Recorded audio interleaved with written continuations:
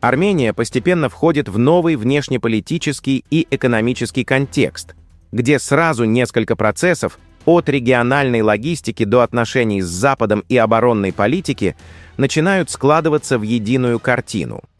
На этом фоне важным сигналом стало разъяснение, которое дал Никол Пашинян, комментируя слова министра иностранных дел Арарата Мирзояна о том, что турки сегодня открываются.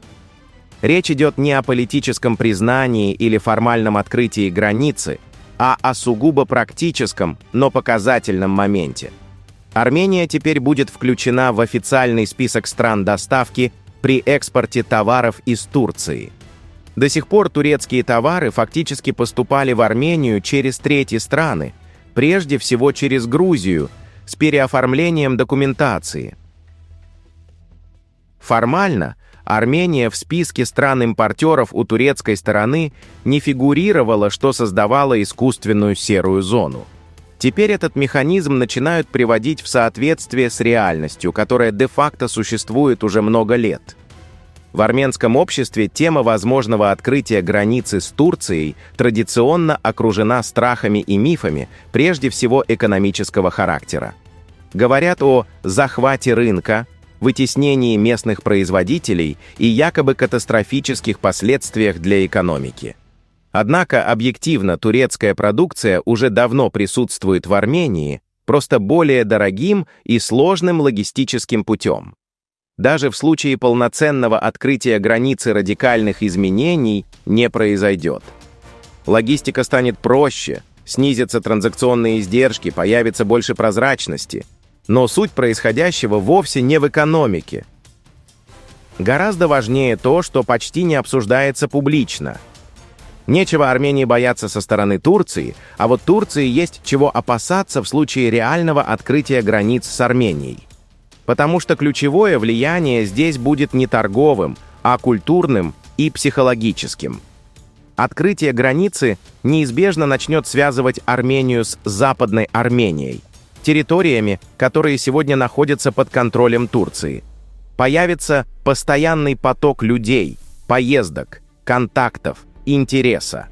Армяне начнут массово посещать свои исторические города, села, церкви и кладбища.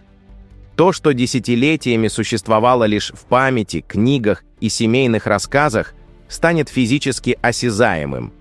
Это формирует долговременное культурное и ментальное давление не через конфронтацию, а через присутствие и память.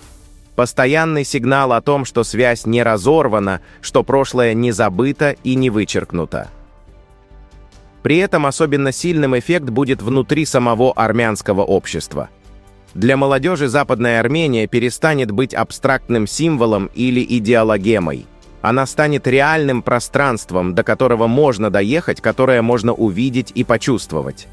А когда коллективная мечта становится осязаемой, у народа меняется восприятие будущего и собственных горизонтов.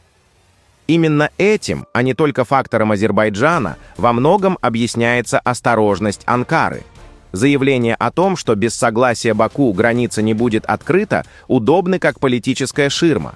Но глубинный страх связан с постепенной культурной, исторической и ментальной интеграцией армян с Западной Арменией. В перспективе это может привести к усилению идентичности, росту самоосознания, в том числе среди так называемых криптоармян, которые в более открытых условиях смогут смелее идентифицировать себя как армяне. Это и есть та самая бомба замедленного действия, которую в Турции предпочитают не афишировать, но хорошо понимают. Параллельно Армения все активнее выстраивает связи с Западом и США. В этом контексте вице-премьер МГЕР Григорян принял американскую делегацию в Ереване для обсуждения реализации проекта ТРИП, что укладывается в общую логику расширения институционального сотрудничества с Вашингтоном. Знаковым событием стало и заявление главы МВД Арпини Сарксян о старте диалога по либерализации визового режима с Европейским Союзом. Речь идет не просто о визах, а о признании масштабных реформ, которые Армения провела в сфере идентификационных документов, защиты персональных данных и контроля границ. Либерализация визового режима – это прежде всего вопрос доверия к институтам и безопасности. И сам факт начала этого диалога говорит о качественном изменении отношения ЕС к Армении. Еще одно направление трансформации – оборонная политика. Официальный визит министра обороны Сурена Попекяна в Польшу стал очередным сигналом диверсификации военно-технических связей. Обсуждался интерес Армении к полонизированной версии южнокорейского танка К-2 Black Panther, производство которого локализуется на польском предприятии Бумар Лабенди. Символично, что еще в 2013 году Армения обсуждала с этим предприятием модернизацию своих Т-72, но тогда проект так и не был реализован, а ставка была сделана на сотрудничество с Россией, которое в итоге не дало ожидаемого результата. Опыт армяно-польского ВТС был неоднозначным. Совместное предприятие Любава Армения СА, созданное в 2014 году, так и не стало устойчивым проектом и было фактически свернуто к 2019 году. Сегодня речь идет уже о возможной покупке одного из самых современных основных боевых танков мира, но здесь возникает вопрос целесообразности. К-2 — это не только высокая цена самих машин, но и переход на новый калибр боеприпасов, создание инфраструктуры, обучение персонала и сложная логистика. Тем более, что современная война наглядно показывает уязвимость даже самых технологичных танков перед ФПВ-дронами и барражирующими боеприпасами, которые радикально меняют роль бронетехники на поле боя. Тем не менее, сами переговоры с Польшей важны стратегически. Варшава превращается в один из ключевых оборонных хабов Восточной Европы, активно наращивает производство и параллельно расширяет ВТС с такими странами, как Индия. На этом фоне обсуждение открытия офиса военного атташе Армении в Польше выглядит попыткой выстроить прямые и устойчивые контакты с европейским ВПК. В совокупности все эти процессы, от торговли с Турцией до визовой либерализации с ЕС и поиска новых оборонных партнеров, показывают, что Армения находится в фазе глубокой переориентации. Возможно, не все инициативы завершатся конкретными контрактами или быстрыми результатами, но сам вектор очевиден.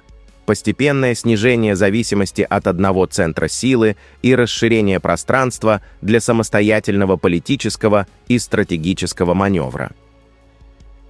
Пишите свое мнение в комментариях и подписывайтесь на наш канал.